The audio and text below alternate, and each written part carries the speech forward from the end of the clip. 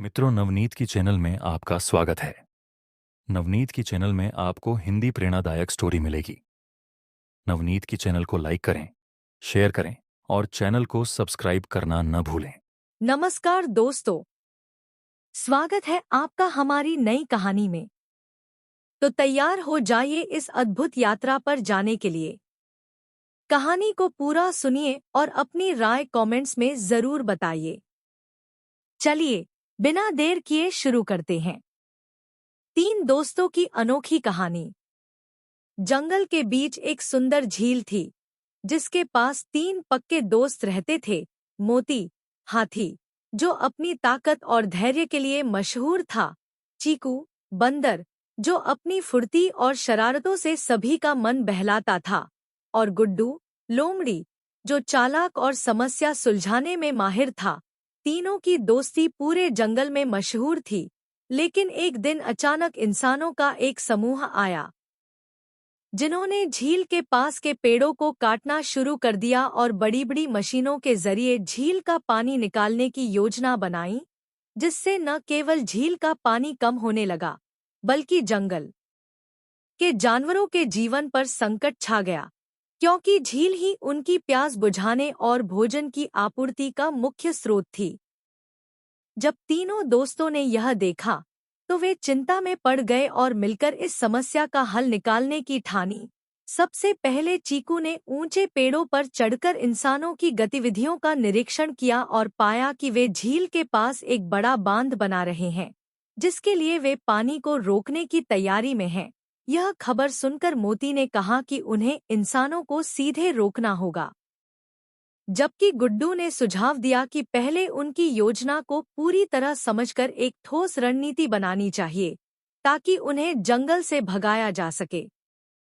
गुड्डू ने अपने चालाक दिमाग का इस्तेमाल करते हुए इंसानों के कैंप में घुसकर उनकी योजनाओं के कागजात चुरा लिए और देखा कि वे झील के पानी को एक बड़ी पाइपलाइन के जरिए शहर में ले जाने की योजना बना रहे हैं। यह जानकर तीनों ने मिलकर एक योजना बनाई। मोती अपनी ताकत का इस्तेमाल करते हुए इंसानों के रास्ते में रुकावटें खड़ी करेगा। चीकू उनकी मशीनों और औजारों को छिपाकर या खराब कर देगा, और गुड्डू अपने शब्दों की चालाकी से इंसानों को डराने की कोशिश करेगा। अगली सुबह जब इंसान काम पर निकले, तो मोती ने झील के पास के कुछ बड़े पेड़ों को गिराकर उनका रास्ता बंद कर दिया, जिससे उनकी गाड़ियां आगे नहीं बढ़ पाईं।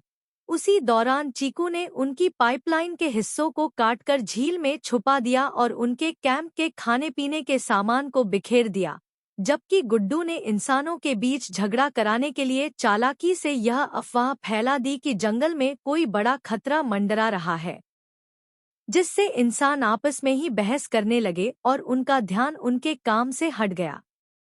इंसानों ने हार नहीं मानी और अगले दिन और भी बड़ी मशीनें और औजार लेकर लौटे, जिससे तीनों दोस्तों को चिंता हुई, लेकिन उन्होंने हिम्मत नहीं हारी। मोती ने इस बार इंसानों की एक बड़ी मशीन को अपनी सूंड से पलट दिया, जिससे उनकी मशीन खराब हो गई। चीकू ने तंबू के अंदर घुसकर उनके जरूरी कागजों और उपकरणों को चुरा लिया, और गुड्डू ने एक और चाल चली। उसने इंसानों के कैंप में आग लगाने का नाटक किया, जिससे वे पूरी रात डर के साए में बैठे रहे और काम नहीं कर पाए। जंगल के बाकी जानवरों ने भी इन तीनों दोस्तों का साथ दिया।